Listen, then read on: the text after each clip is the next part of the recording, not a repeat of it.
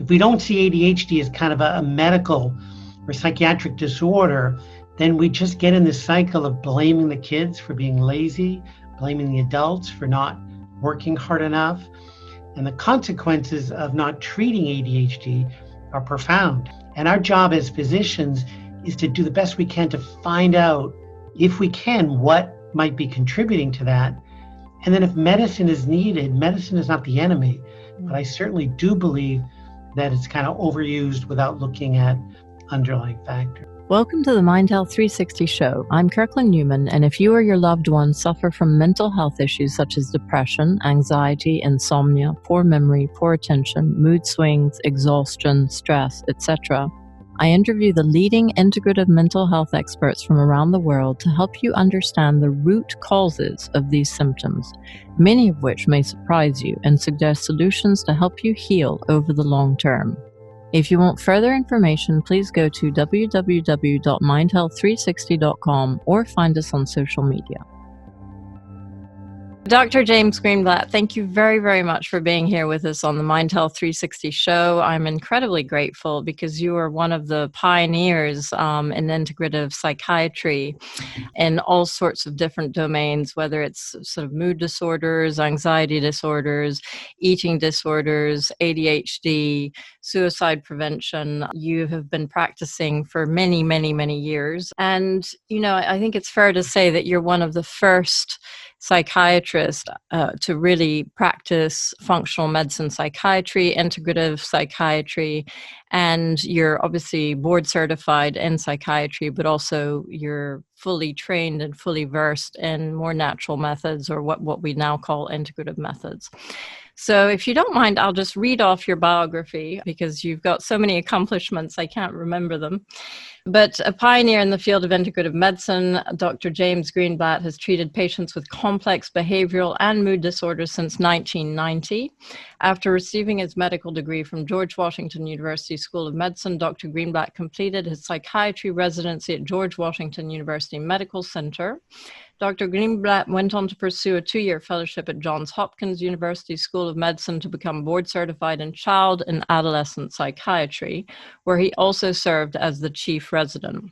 During the fellowship, Dr. Greenblatt received specialized training in the diagnosis and treatment of disorders that appear in childhood, such as attention deficit hyperactivity disorder, which is what we're going to be talking about today, ADHD, behavioral disorders, autism spectrum disorders, and complex mood and anxiety disorders.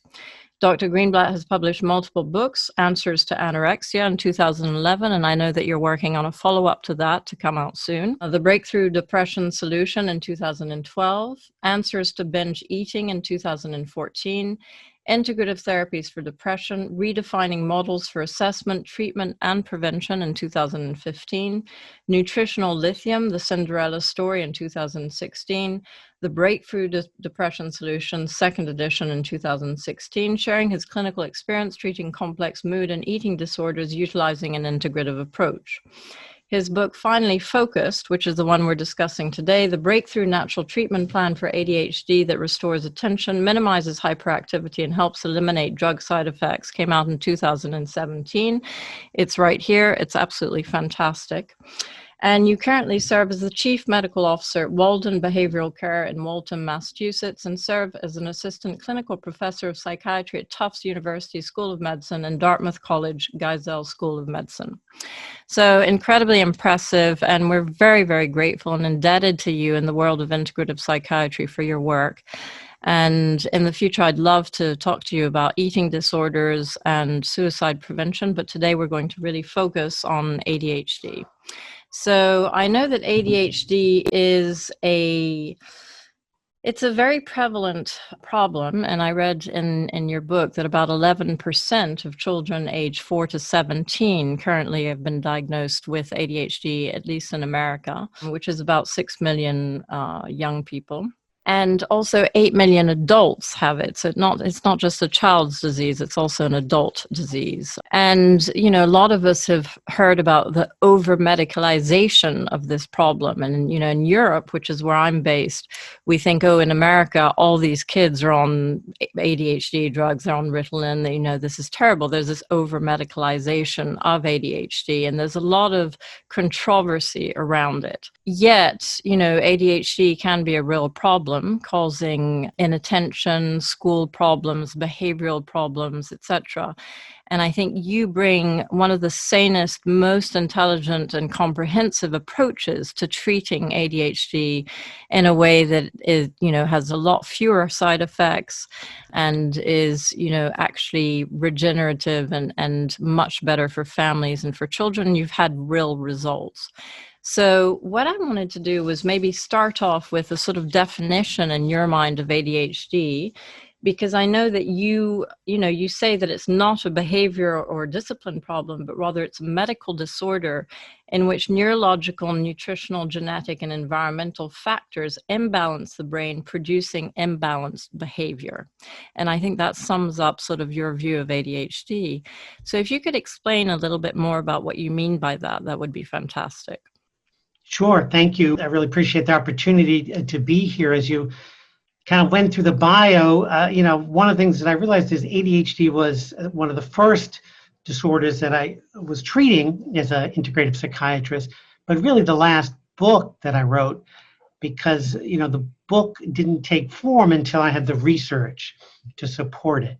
So as a traditionally trained psychiatrist in the world of traditional psychiatry, I want to have the research to support what I'm sharing. And the ADHD was the slowest. So it was the disorder I've been treating the longest, but the research is now to support this functional integrative approach. But the definition you read is really important, because if we don't see ADHD as kind of a medical or psychiatric disorder, then we just get in this cycle of blaming the kids for being lazy, blaming the adults for not working hard enough. And the consequences of not treating ADHD are profound. Higher rates of divorce, job loss, financial insecurity, traffic accidents are really significant. So my point in the book is helping people understand that it is a medical diagnosis, meaning there are many factors that might be contributing to the symptoms of impulsivity, overactivity, and inattention. And our job as physicians is to do the best we can to find out, if we can, what might be contributing to that. And then if medicine is needed, medicine is not the enemy, but I certainly do believe that it's kind of overused without looking at underlying factors. Understood. And I mean, you talk about the consequences of untreated ADHD, and that was one of my questions, and you outline it beautifully in your book. I mean, you say that basically untreated kids with ADHD tend to do poorly in school, with nearly 50% of ADHD kids being suspended from high school. They have more problems with their family, fewer friends, and they're relentlessly criticized often for their behavior, which leads to self-esteem issues.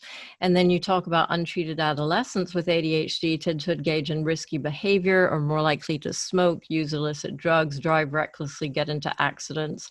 30% drop out of high school compared to 10% of non-ADHD kids. And then finally, adults who are not treated, as you point out, find it harder to get organized, keep on track. They often do poorly at work. They're twice as likely to get separated or divorced from their spouses, and they experience more anxiety, depression, and are more likely to be addicted to tobacco or illegal drugs. So ADHD has a real sort of a profound consequence, I think, on our societies and on people. And so I guess my question for you is, can you take us through the biochemistry of ADHD? Because, I mean, we know that the traditional sort of treatment of ADHD is, sort of speed, amphetamines, Ritalin, drugs like that increase levels of dopamine in the brain. And obviously you'll tell us more about this. But what is the actual biochemical profile of ADHD?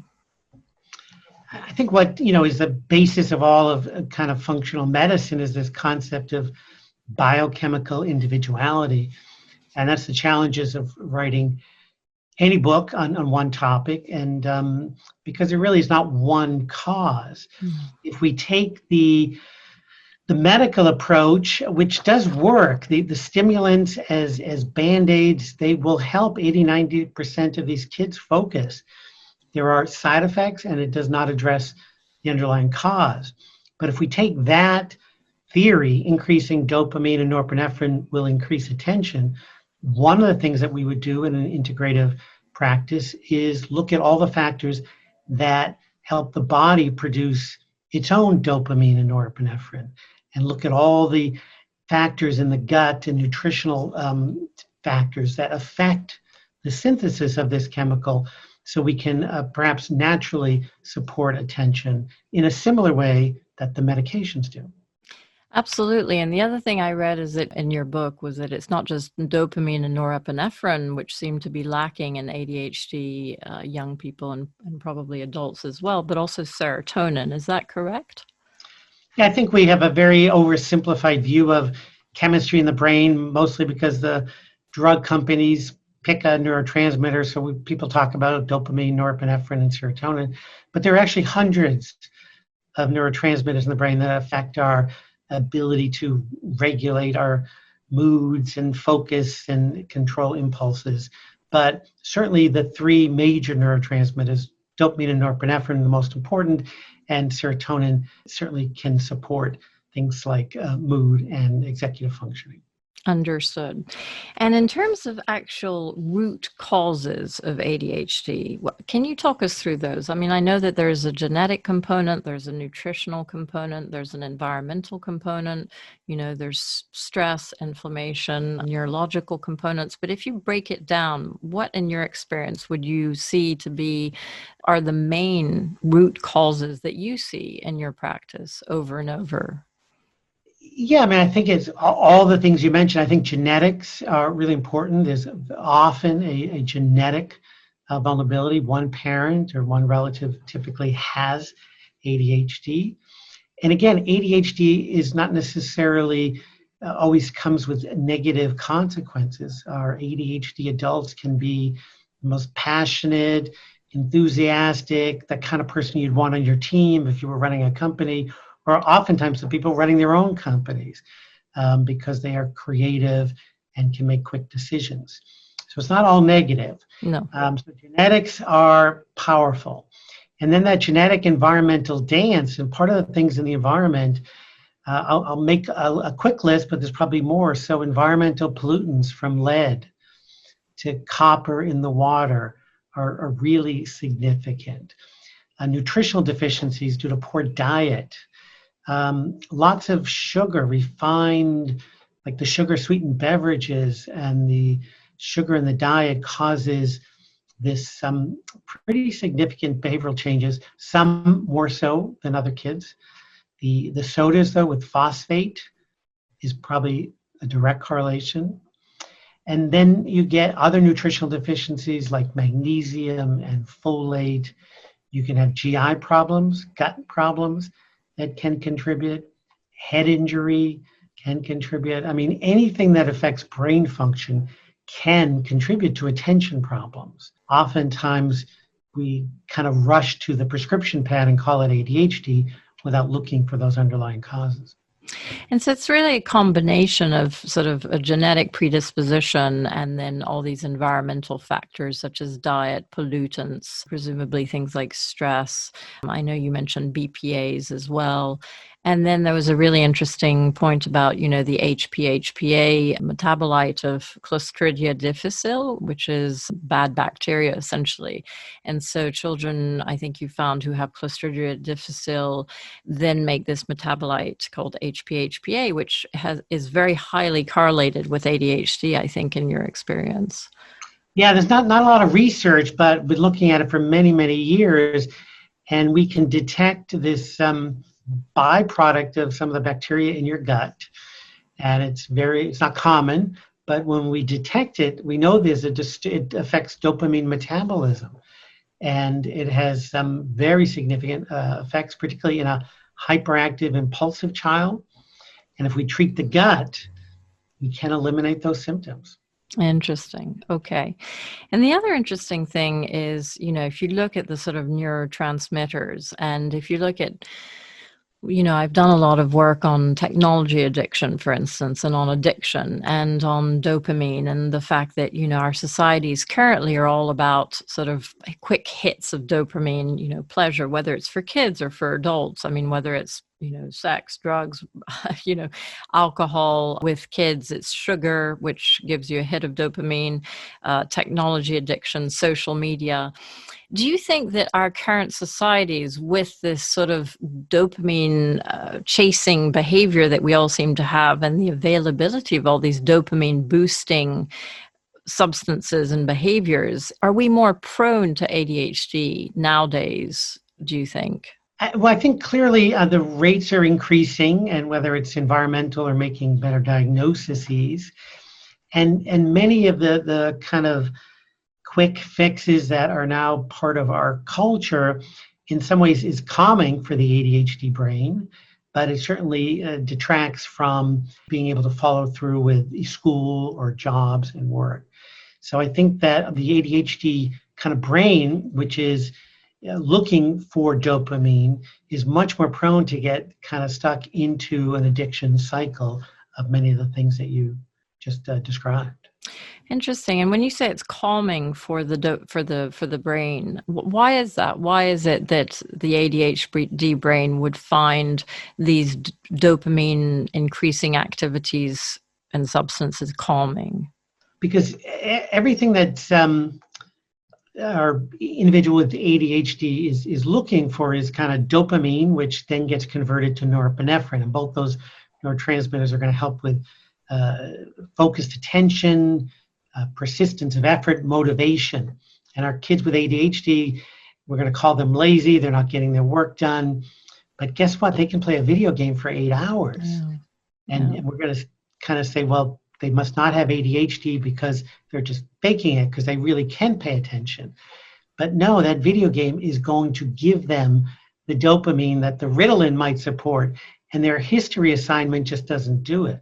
And there's actually a video game that's approved by the FDA for the treatment of ADHD. Not that I agree with that prescription, but it just provides that motivation threshold to produce some of their own natural dopamine to make norepinephrine so they focus better. So do you think that, for instance, the rise in drug addiction and people who are addicts, could there be an underlying ADHD problem at the beginning, that they're actually trying to self-medicate? Absolutely. I mean, I think that one of the early studies that I think has been repeated a couple times is parents are concerned about giving their kids stimulants, amphetamines, right? These drugs of abuse. Yeah. But I think the research has shown the unmedicated kids actually have a higher rate of substance abuse. Oh. And I would translate that to untreated. So you can be treated with a vitamin, a mineral, or medicine, but not appreciating the biological cause, that these kids can function well in school. They can have stable relationships. They are impulsive and hyperactive. Absolutely, they're going to either turn to drugs just because they're bored and they need something to stimulate them, or some will turn to drugs for self-medication. If we can treat the brain, regardless of how, there's a less likelihood of that. Okay. Well, that's very interesting. And then if somebody comes to you with a child or an adolescent who's been told that they have ADHD, or there's a suspected case of ADHD, what would be your steps? Like, take us through what you would do first in such a case. Sure. I mean, the most important thing is to confirm the diagnosis. I have parents whose kids are getting A- and B+, and they can't tolerate that, and they think they have an attention problem, and they don't. So one is, and other individuals have depression, anxiety, and they're not focused and paying attention, and the parents come in saying they have attention problems. So the most important thing is a diagnosis by a trained professional. Is there a sort of questionnaire that you take people through? There's lots of questionnaires, and there's a good history. Ruling out is the expression we use, all those other things, depression, anxiety. I've had people addicted to pot and they weren't paying attention for years, and the parents brought them in, thought they were ADHD. Nobody asked, that they were using drugs. So it's usually a clinical diagnosis that can take a while. There are neuropsychological testing that are very expensive and can take 10 hours, but I don't find those particularly helpful because the environment they're testing a child is one-on-one, and the severity of the symptoms of ADHD, it's really important, is affected by the environment. So one-on-one, these kids and adults are going to do much better than a group. So they take clinical diagnosis. Interesting. So essentially, I have two questions. I want to at some point come back to continuing the sort of testing that you do. But when you say that they're affected by the environment, that's interesting because I was interviewing Professor Porges the other day, and he was talking about how states of safety or states of danger are very impactful on mental health, and how often mental health disorders, quote unquote, be it ADHD or autism or depression, etc., are actually people's natural responses to cues of danger in their environment. And I wonder, there's a sort of a school of thought out there that childhood trauma, can have a real impact on ADHD's manifestation or on ADHD. Would you agree with that? Yeah, absolutely. I mean, I think trauma can mimic any and every one of our kind of psychiatric diagnoses. Oftentimes, as the children age, we can distinguish between the trauma and ADHD, but certainly one will affect the other. Okay, and then the environment, presumably at school, if the environment is threatening or if the environment is, not conducive, if it's very noisy or if it's very, competitive, maybe that will have an impact on a child manifesting their ADHD more.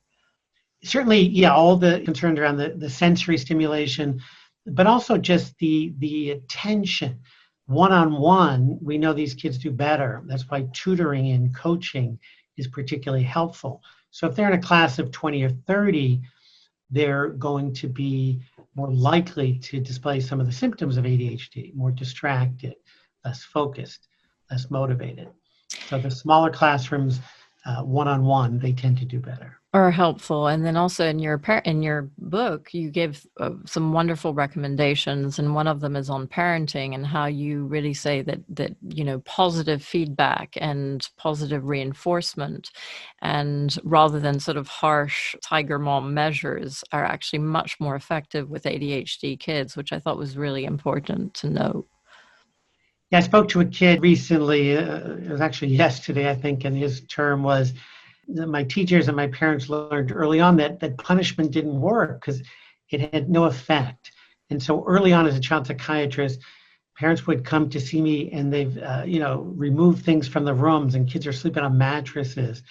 And their brains are such where the punishment, because it's a disorder of motivation, if we see it as a neurobiological thing, you can't kind of beat it out of them or punish them.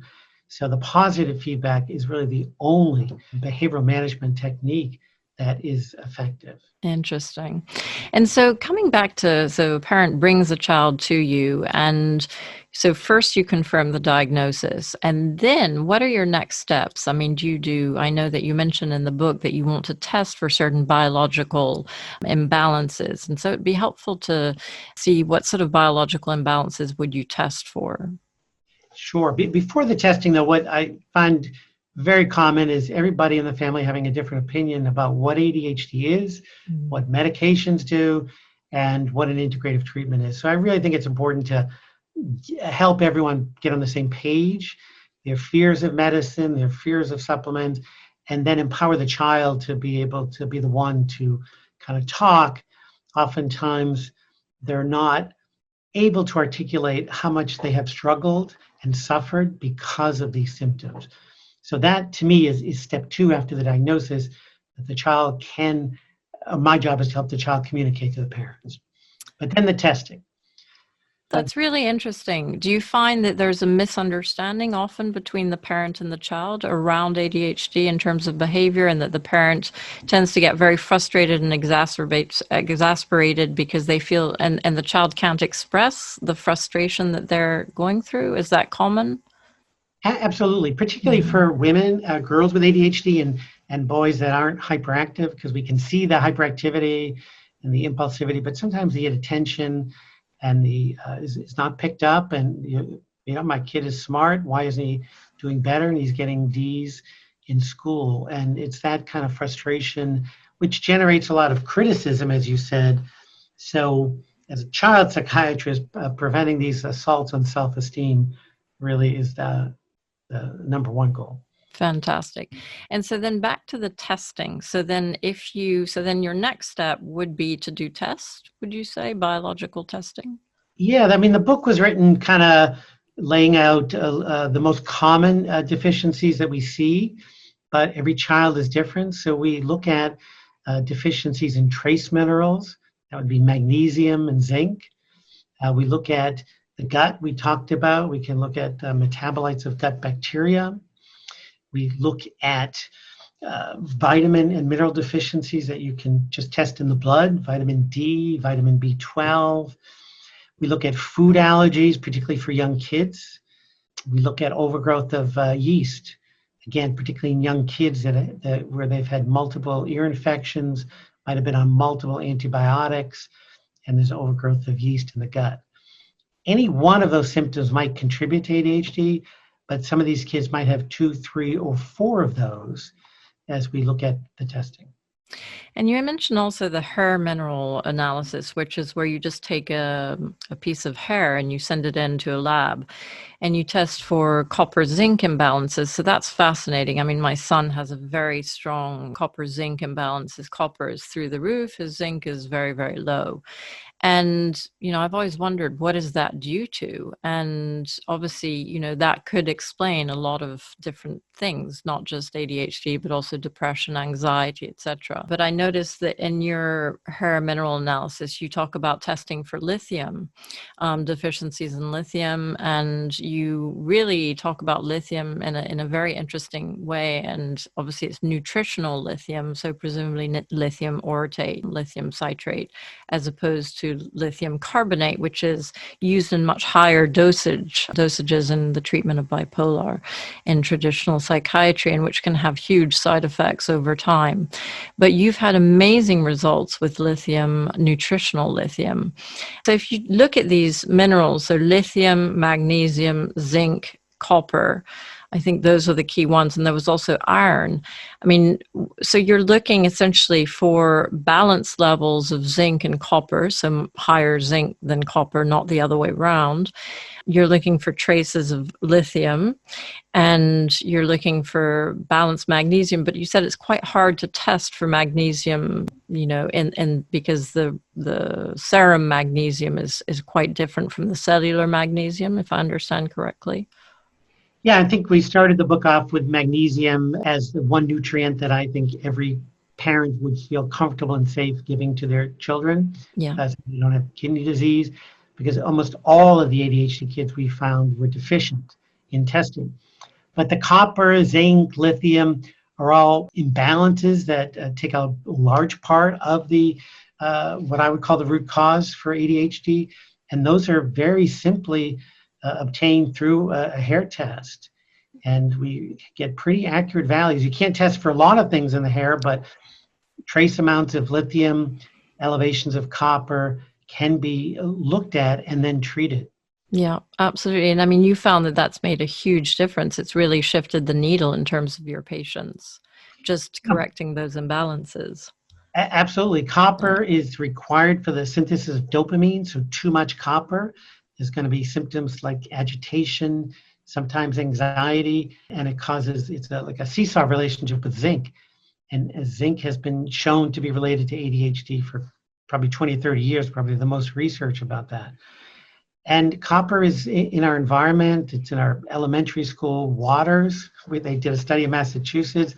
The water fountains in the schools, over half had elevations of copper and lead. And the other interesting thing is that zinc, as you point out in your book, gets lowered by stress, by puberty, by, I think, high sugar diets as well.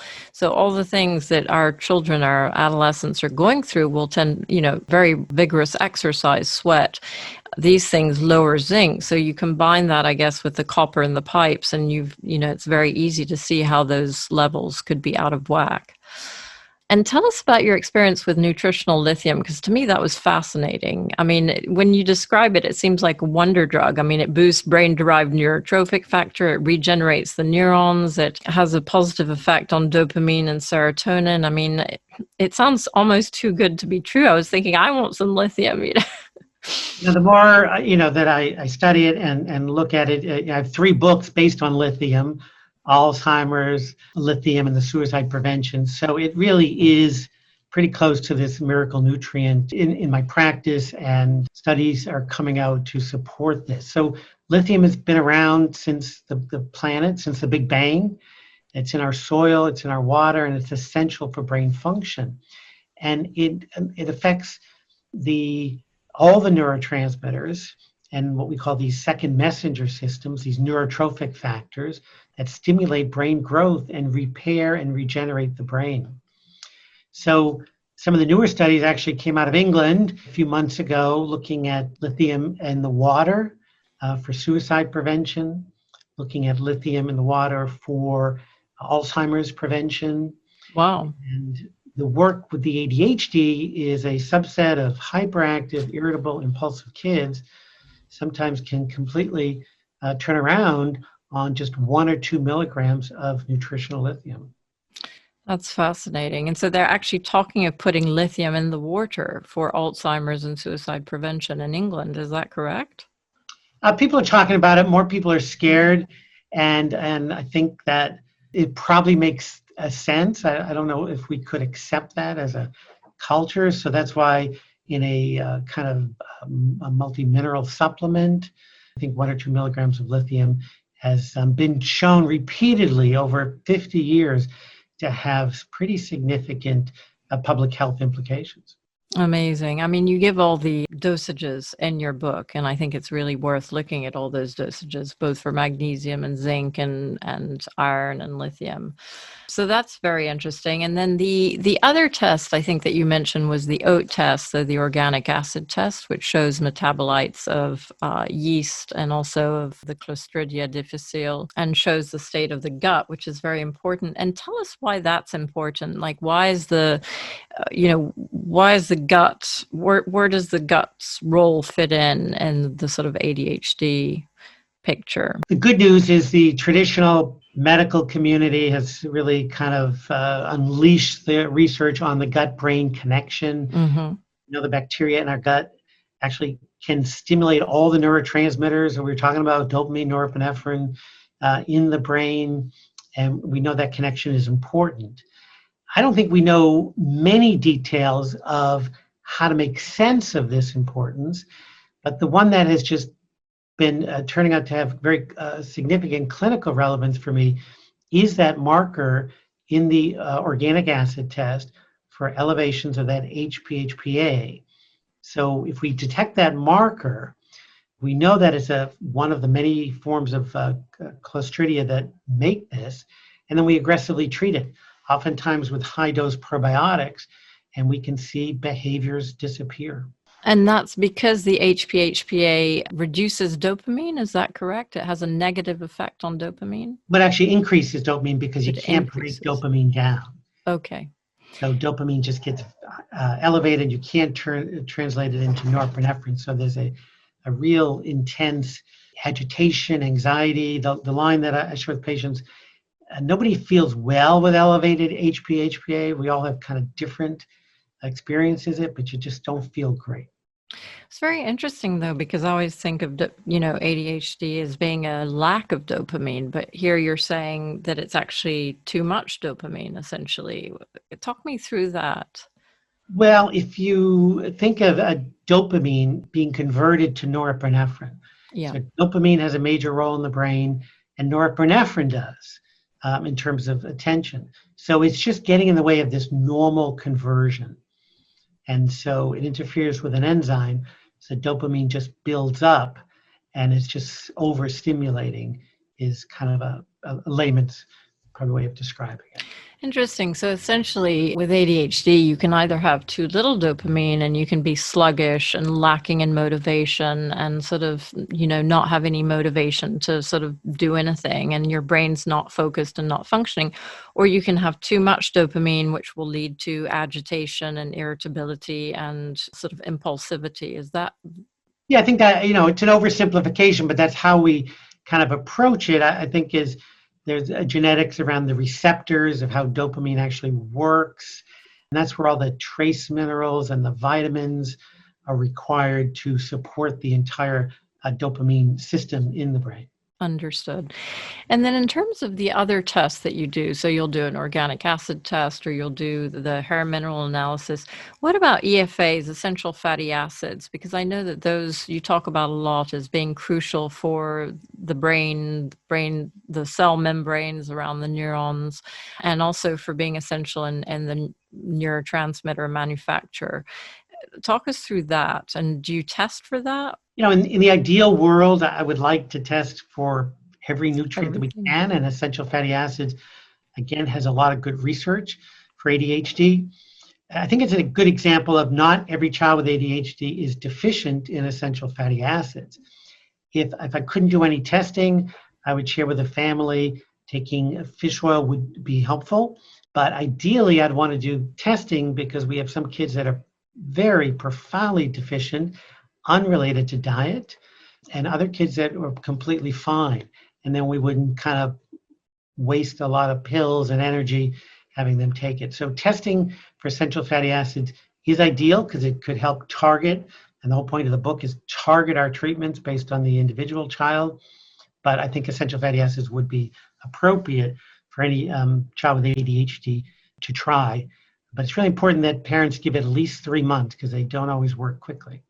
Yeah, that's interesting because a lot of the supplements that you recommend or the treatments that you recommend take quite a long time. I mean, at least 1 to 3 months to actually notice a difference, even in magnesium, for instance.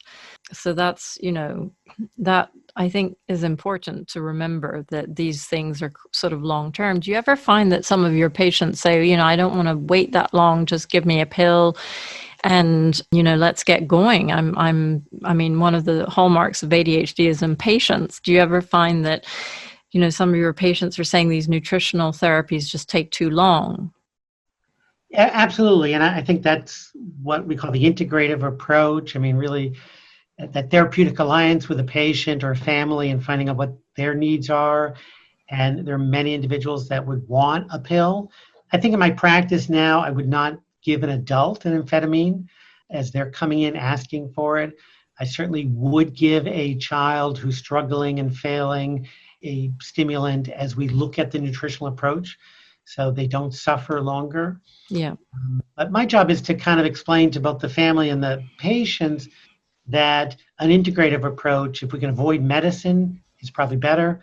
Oftentimes we would have to do a nutritional approach with the medicine because some of the nutritional supplements will actually minimize the side effects to the medication.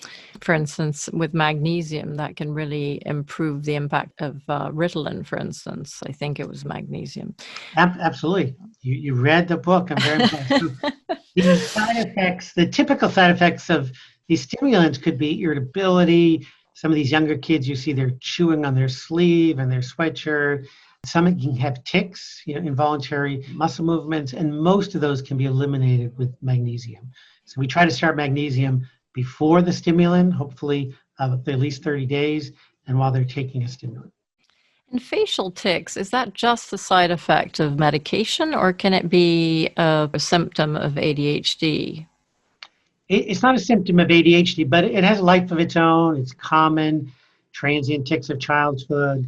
I forget the number, it could be close to 10%. And so they might have tics and it goes away. So someone with ADHD might also have tics. So they're separate problems. Magnesium does seem to be the link between the two different processes. Interesting.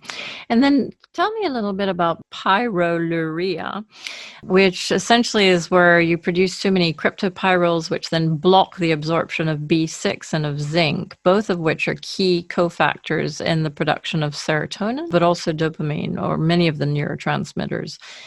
And so one of the things I was reading was, there's a sort of checklist, and you say, okay, if your child has these sort of characteristics, do check for pyroluria. And one of them is an inability to tan, which I thought was fascinating because my 15-year-old son doesn't tan at all, and he has a lot of the symptoms, and I know he has very high copper, low zinc. So I was fascinated by that. I mean, that's just an example of some very it's detective work, essentially, to piece together what is going on here in this biochemistry.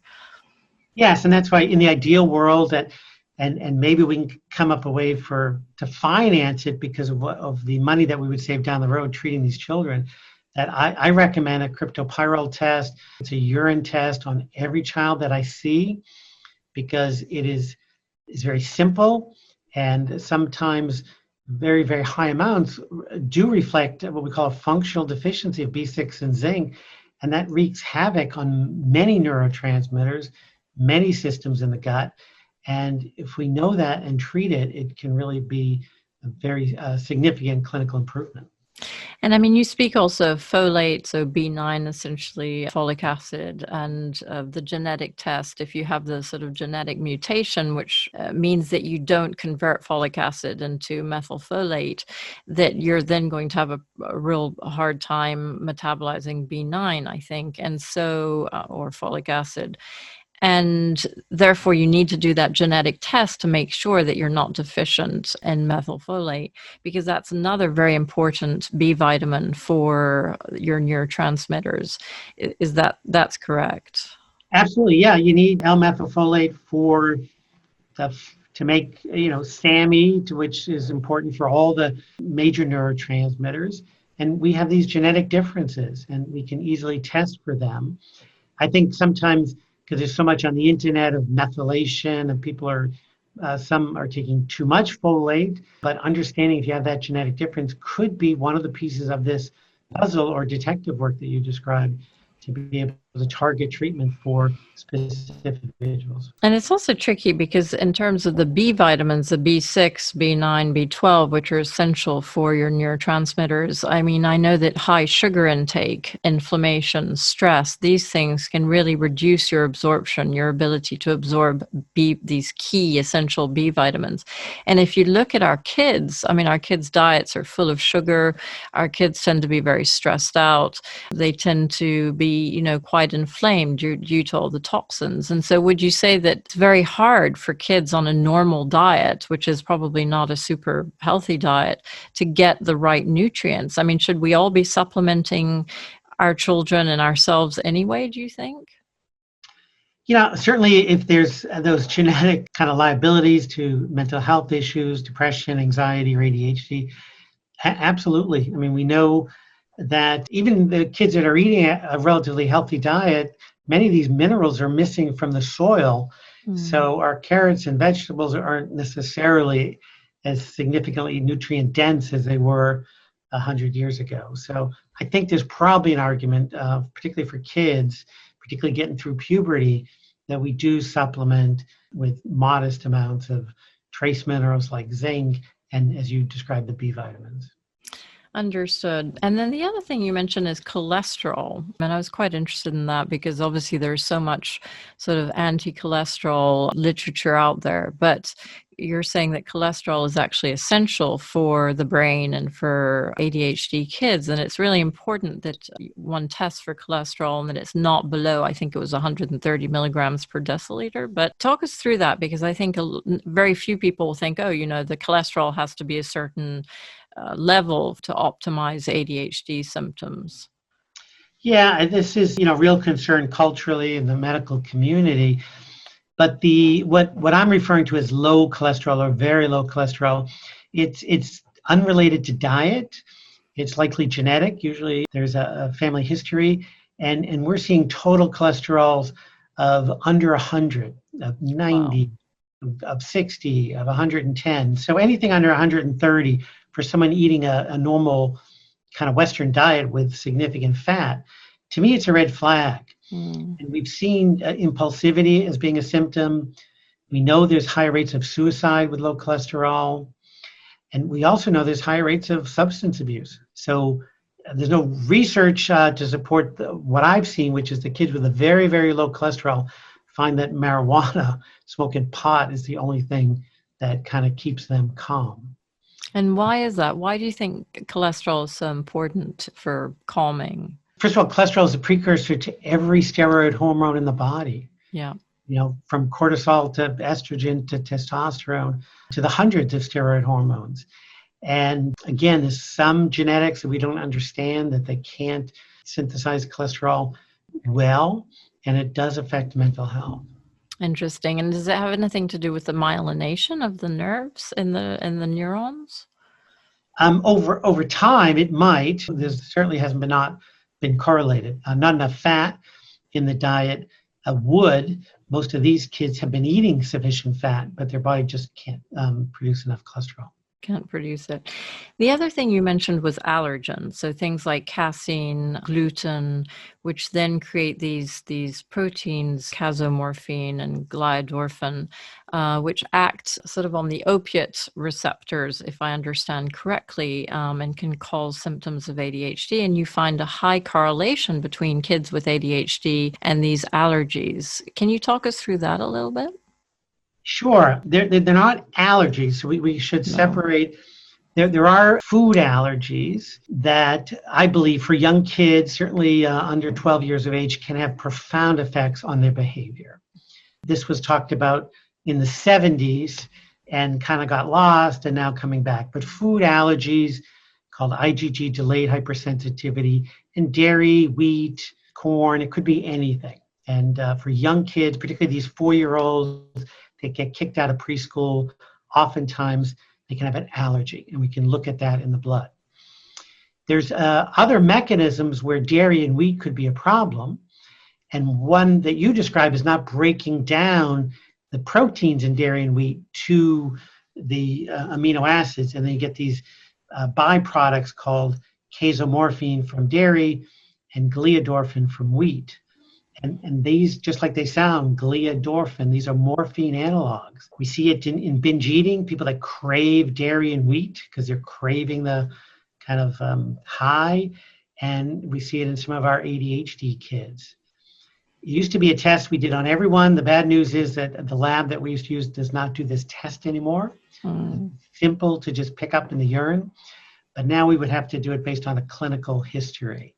If someone has these intense cravings for dairy and wheat, has to go down and steal cheese, then we might look to these casomorphin and gliadorphin. And is the only way, because I know my other son has this, he has these cravings for cheese. I've done a food intolerance test. He has very high sort of intolerance to dairy and to gluten. But it's impossible to get him to not eat dairy and gluten. I mean, he's completely, it's just literally impossible. So what are the long-term effects of continuing to eat these substances? Is there sort of a long-term damage that can be done to the gut or other things? Is it a case of they'll just continue to have ADHD symptoms until you stop? I have found the older the kids get, these food allergies aren't as important, and whatever happens in the gut, they can tolerate them. So, I'm not sure about long-term consequences, but we can give. So oftentimes the child might have a food allergy you detect on a food allergy test, but also might have this casomorphin piece. But we can give the enzymes to help break down casomorphin. And that's a zinc-dependent enzyme called DPP4. And that's available as a supplement. So oftentimes we can treat those cravings with these enzymes. And sometimes treating the food allergies by, kind of a gut protocol can help any of the inflammatory process from the allergies to dairy and wheat. Yeah, I was reading about that, and I thought I'm going out to buy some DDP4. It sounds perfect. And then you just give them a few of those pills when they have their binge eating of cheese and gluten, essentially, to try and deal with that. The other thing you mentioned is proteins and the importance of protein. And I presume it's easier to get the right sort of subset of protein from animal protein. And I know it can be harder for vegans and vegetarians, but proteins as the precursors to the neurotransmitters. So you mentioned tyrosine and phenylalanine for dopamine and norepinephrine, and then you mentioned tryptophan, of course, for serotonin. So how would you suggest, I mean, if a child doesn't eat a lot of meat or has digestive issues and is not absorbing the protein, how would you suggest going about that? Would you say give them a protein powder or? Absolutely. I think that, in terms of dietary changes, a higher protein diet is probably really important. For some of the other disorders that we treat, a vegan diet can make it harder.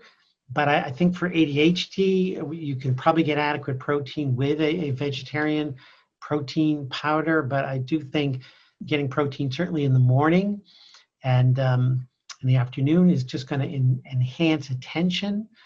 Sometimes we use, it's called these free-form amino acids that they don't have to break down to support attention. But protein, almost second to magnesium, would be one of the most consistent things that I would share with parents. They don't have to eat a steak, but if they're not going to eat protein, then protein supplements is probably going to be helpful. Understood.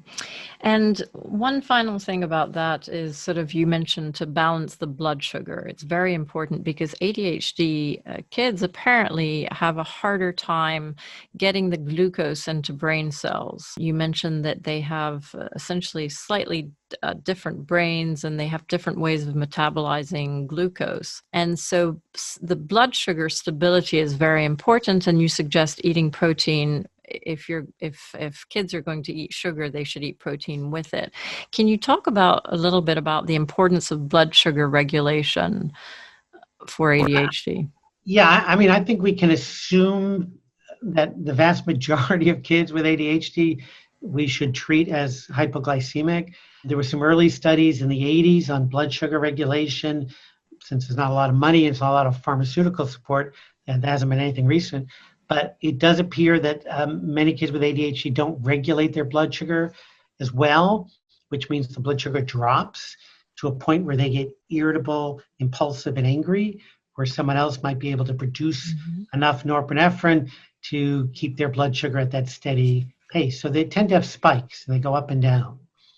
There was a woman who, her graduate thesis was looking at, I think she did 100 kids with ADHD, and she did glucose tolerance tests, and they were all abnormal. Wow. And, this was done probably 40 years ago, but I'll never forget, my discussion with her, and she sent me her paper, but I've seen it as well. So treat every kid with ADHD as if they have hypoglycemia, minimizing the refined sugars and maximizing protein throughout the day will help behavior. And I wonder why that is. Is that to do with the mitochondria? I mean, is it a mitochondrial dysfunction? Is there something to do with the ATP in the cells that are not able to use the glucose? What is it about ADHD brains that make it slightly harder for them to use this glucose? Yeah, I'm not sure that we know. And I think the research that's probably been better than some of the early stuff on utilizing glucose in the brain is the hormones that are required to regulate blood sugar in the body. And that's back to norepinephrine, which comes from dopamine. So that's how we regulate blood sugar. That's fascinating.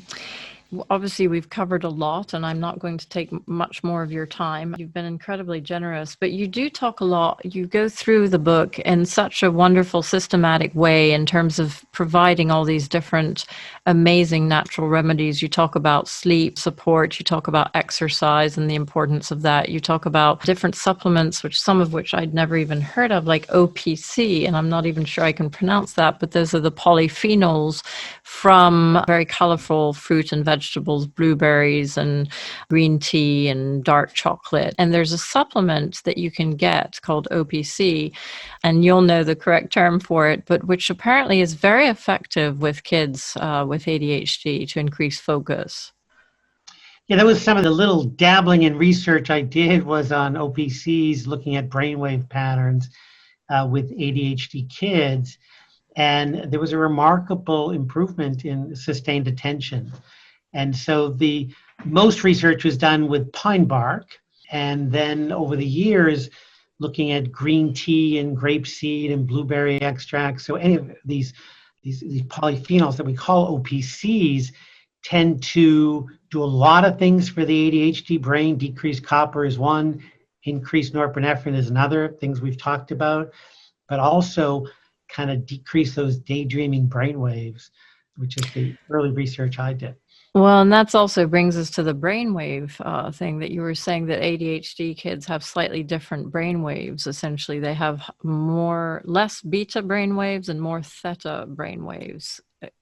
Correct. I mean, these are brainwave patterns. We all have. The beta is if someone's paying attention, and theta are kind of our daydreaming brainwaves, and they're very simple to test. And that's the core foundation of neurofeedback, which is training kids to decrease the theta waves and increase the beta waves. And neurofeedback has been shown with pretty good research to be helpful.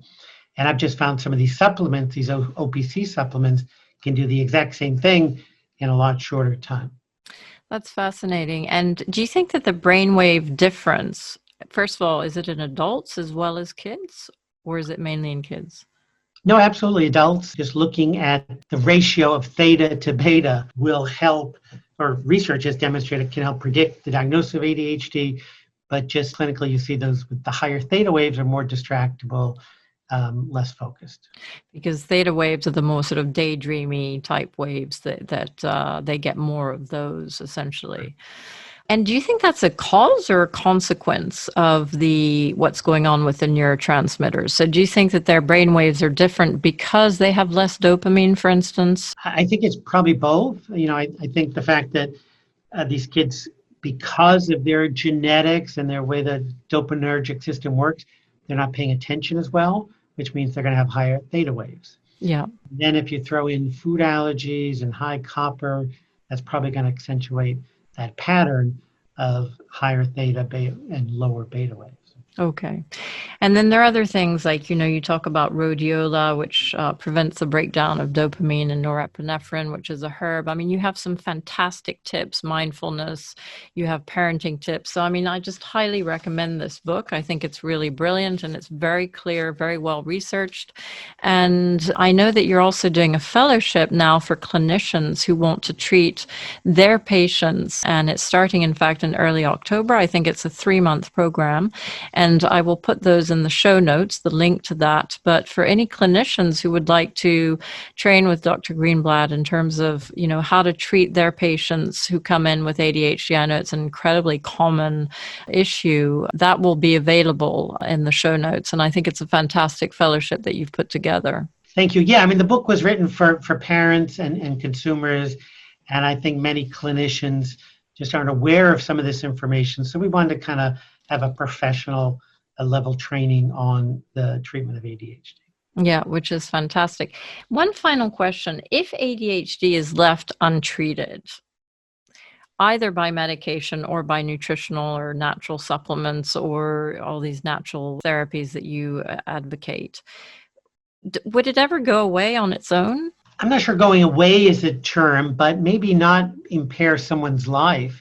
If you chose the right spouse, had the right job, had the right life, then those symptoms might be both endearing and productive. Again, many entrepreneurs are ADHD, but they have these super secretaries or these super spouses or whatever.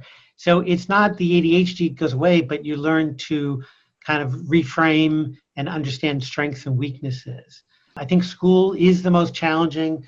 That's where I do not medicate adults with ADHD, but I would medicate a child if they're that impaired and struggling, because school is their career. They can't control attention with this diagnosis. So we want to do everything we can to prevent that assault on their self-esteem.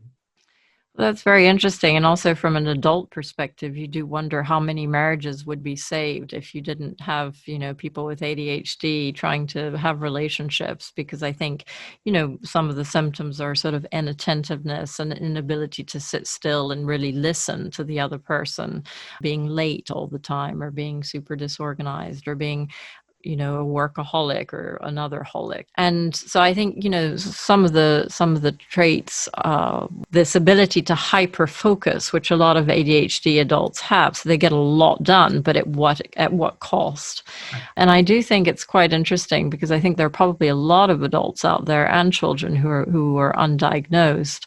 And frankly, I think the therapies and the supplements that you advocate in your book really could help all of us. And whether we've been properly diagnosed or not, I certainly think, reading the book, that we should all be taking a lot of these supplements, because they reduce neuroinflammation, they increase brain-derived neurotrophic factor, they're calming, they increase they sort of balance your neurotransmitters and your hormones. So it seems to me that everybody should be doing these things in this book, but that's just my personal bias. No, they're certainly simple and safe, and they're helpful for that kind of sustained attention that we're all looking for. So absolutely. Yeah.